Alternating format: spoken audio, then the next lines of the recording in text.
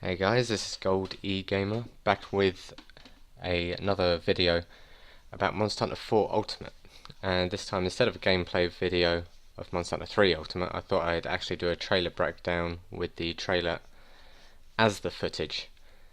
So it's taken me a little while to get this video out. I've had some problems with my editing software, but I won't bore you with the details.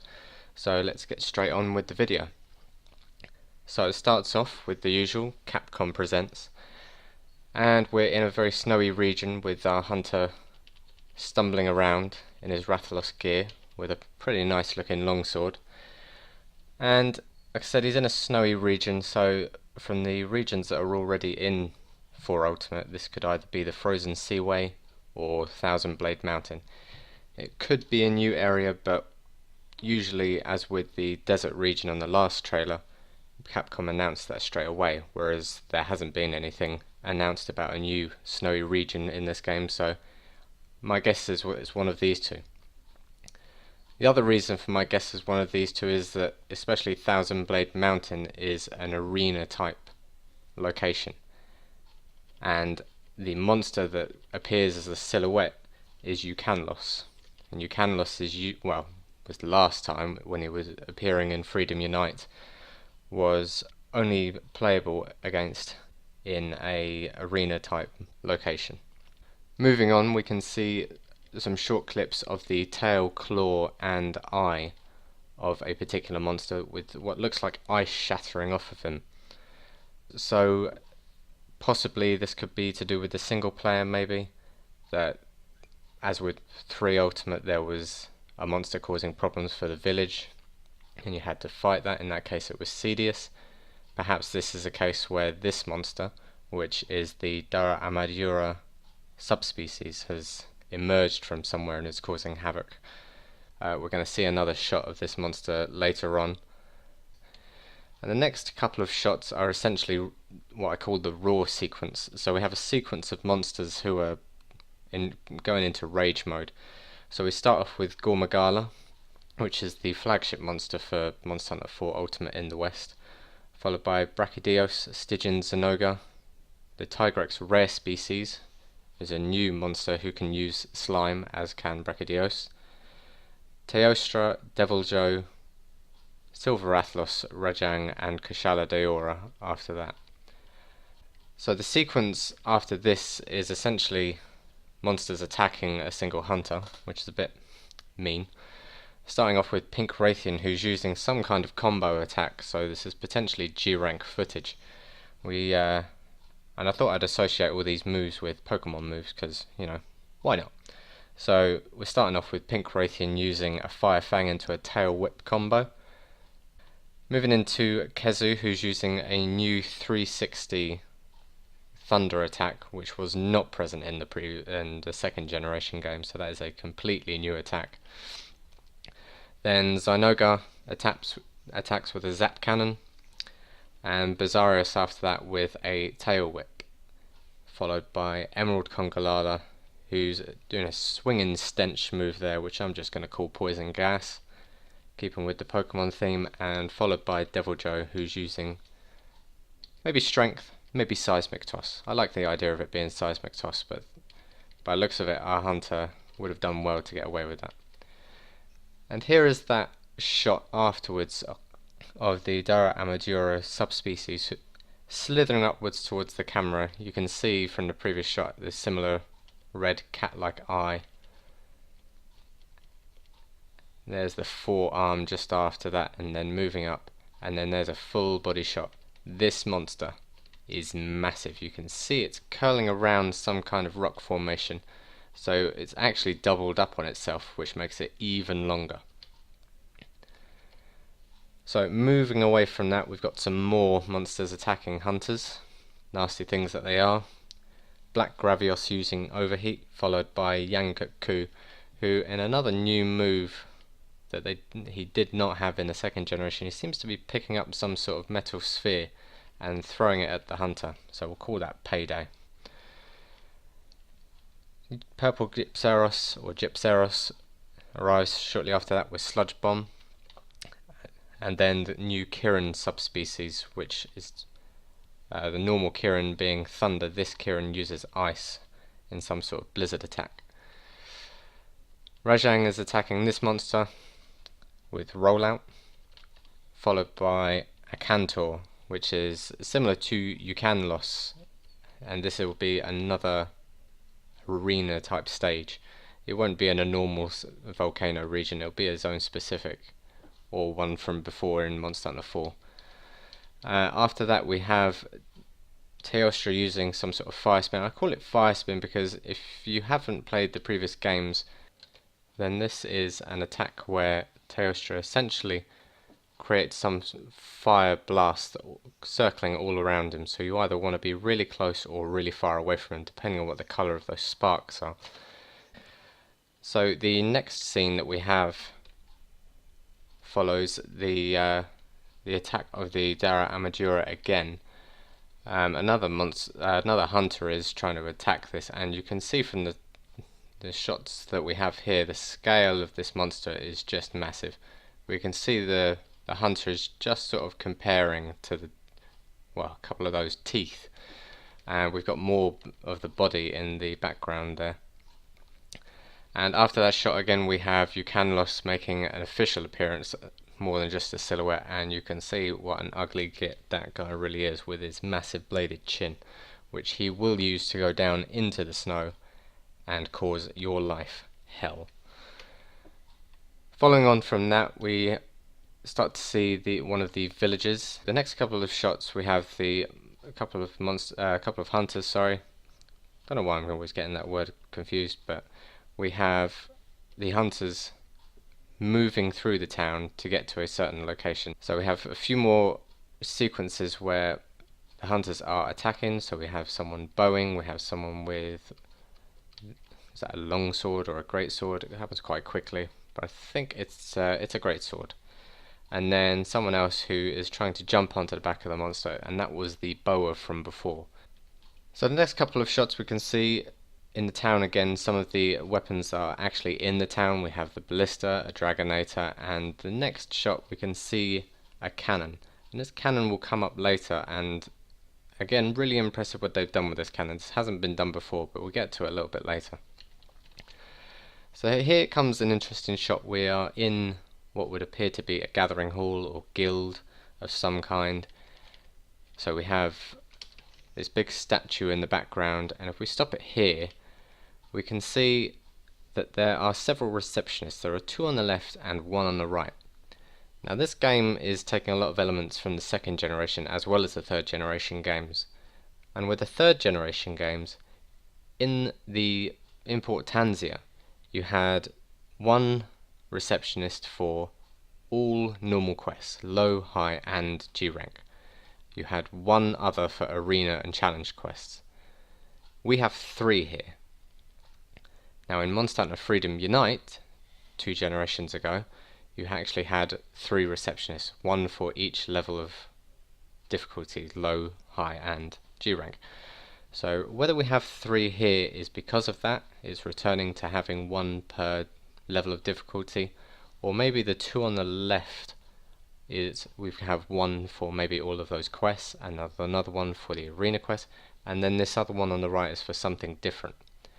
Now that something different could be, she could just be a shop, but she's wearing a similar uniform to the other 2, so I think she is a quest type receptionist.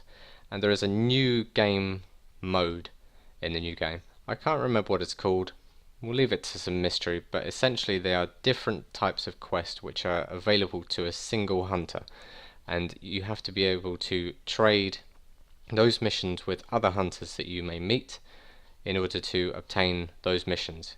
A certain hunter will only get a certain amount or a certain type of quests, which is interesting, although if you are playing on your own, if you are one of those people, this could be a cause for concern for you. The only other person of any maybe significance here, other than the 2 guardsmen, is this shorter person on the left hand side, if you are the statue the left hand side, or as we're looking at the right hand side, this smaller person who could again be some sort of village or town chief similar to what we had in Freedom Unite and the games before that, where it was the little granny who was a little short person. This could be similar to that. A couple of other things. If you can see on the right, behind the right hand receptionist, there is what appears to be a hot air balloon. Now I can't remember if the hot air balloon appeared in the 3rd generation games, but at least in the 2nd generation games you used to be able to get a hot air balloon during the quest, which if you gestured a wave at it, it would act as a temporary psycho serum, or well, psycho serums are temporary, but it would act like that and tell you where the monster was. I can't remember if that was in 3 Ultimate, but it looks like it's returning. And the next shot goes back onto the cannon that I was saying before. Actually, of a correction, this is a different cannon. The other cannon had a cannon slot in the back, whereas this one is triggered like a Dragonator or the horn on the dragon ship from Monster Hunter 3 Ultimate. But it seems to fire some sort of shot at Teostra, and it's mobile. Now that's never been done before, having some sort of mobile artillery. But it seems to be able to move at least maybe along some sort of track. So it maybe you wouldn't be able to position it anywhere. You could have it on this wall or battlements and somewhere along the line. But you could actually move it. You wouldn't have to have the monster in one location in order to shoot at it. So after that we move on to a bit of a weapons sequence. So the first one we have here, we can see this Rathalos armor wearing hunter who's walking around with a longsword, and the interesting thing about this longsword is that it's the Zephyr. If you remember the Zephyr from the previous game, that was obtained through an ancient shard, I think it was. It wasn't a rush shard, I think it was an ancient shard, but that precludes that those will be returning. Some sort of rush shard or ancient shard system in order to get these extra weapons appears to be returning again. And in the next shot we can see that hunter jumping, and he has his feline comrades, or as they have been renamed, palicos, behind him. I have no idea what the reason for the name change has been. Obviously the shakalakas, if you weren't aware before, have been removed, and the feline comrades from the 2nd generation games have returned with this new name. Again, the next shot we've got some hunters just dancing around a fire, all with feline headgear on. We have a group of hunters fishing, and then a hunter mining, another hunter climbing up with a monster enraged behind him, which is the Tetucabra subspecies. So again, the next few shots we have our same hunters just running around in the new desert area by the looks of it, jumping from pillar to pillar, which is again another new system for this game, enhancing the way in which you can battle monsters. You can be up high. There might be another way of actually getting onto the back of the monsters and onto to stab them up. The following shot has a group of hunters carrying what appear to be powder stones or ore of some kind, with the big spider monster, which is the actual subspecies of the original Nursilla monster, which is the spider type. And the next shot has a very interesting appeal to me, because if you are aware, a new mechanic in this new game is the feral wyvern virus, or wyvern virus. And if we slow this shot down a little bit, we can see that the hunter in the center of the shot, below the one who's cheering, is actually being healed of the infection. So there seems to be some in-area way of curing the feral wyvern virus, at least in this map alone. The next shot shows some sort of NPC character who's doing some sort of chant or ritual. No idea what that's about. It could be to do with the single player, I would guess. I don't see how this would incorporate much into the online mode, unless you have to talk to this person in the game in order to cure you of that virus. Again, she is standing in the middle of some misty water sort of area with stones around her. Moving on from that, we get the actual weapon sequence. So in the next couple of shots we actually get to see every single weapon that's in the game. not every single weapon, but every single type of weapon. There are 14 in this game now with the two new extra additions. And we get to spend some time with the charge axe, which to me is going to actually be one of the most exciting weapon types that they're actually bringing into this. Different from the switch axe, not a sword and shield, somewhere in between. And it's going to be really interesting to see how you would actually manage using one or the other. But we get some sort of action sequence with the the charge axe, which appears to be a paralysis charge axe, tackling against a Monoblos, who returns again from the second generation. The sequence after that, we have dual blades versus the Quechahuacha subspecies, which is the kind of monkey type thing. Then we have the greatsword versus young Garuga.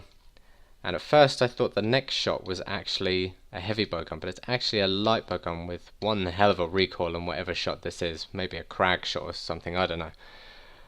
Following that we have fire type hammer against the Nacilla subspecies that we saw earlier, jumping near those people who were carrying the powder stones or the ores. Following that we have a bow versus the MH4U subspecies.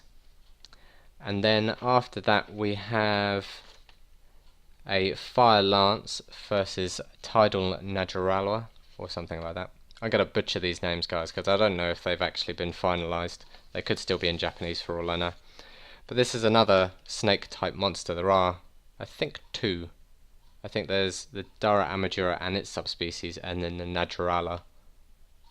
Yeah, Najarala and its subspecies, the tidal Najarala. After this we've got an ice type sword and shield versus Black Diablos, and then a gun lance versus Plum Daimyo Hermitor.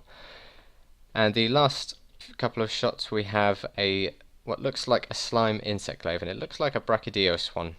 Nothing else would really be that colour, although the new Tigrex subspecies does use slime.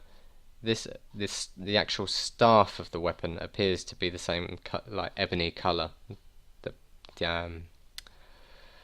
What's his name? I've forgotten. Brachydios, that's the one. That Brachydios is.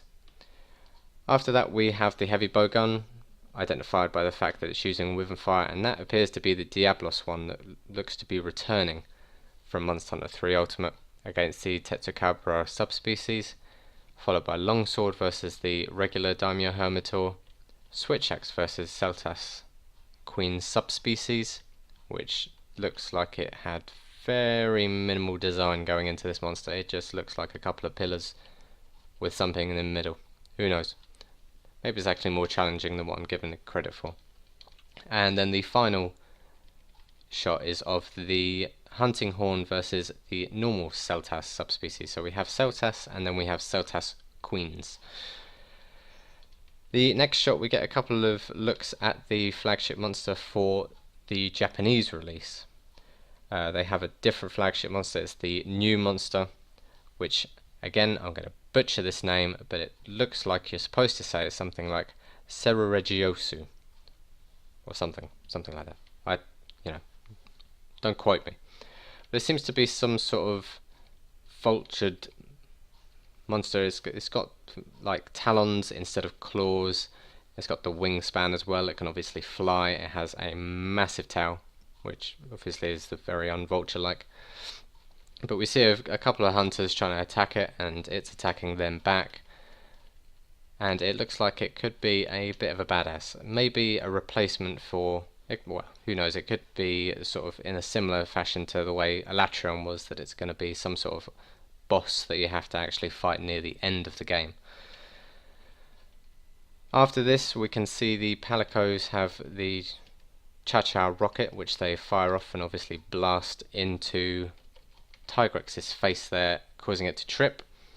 And after that we've got a set of hunters who are all actually wearing the same armour, two of which appear to have dual swords. Both of the other ones appear to have some sort of maybe great sword. Looks big enough to be a great sword.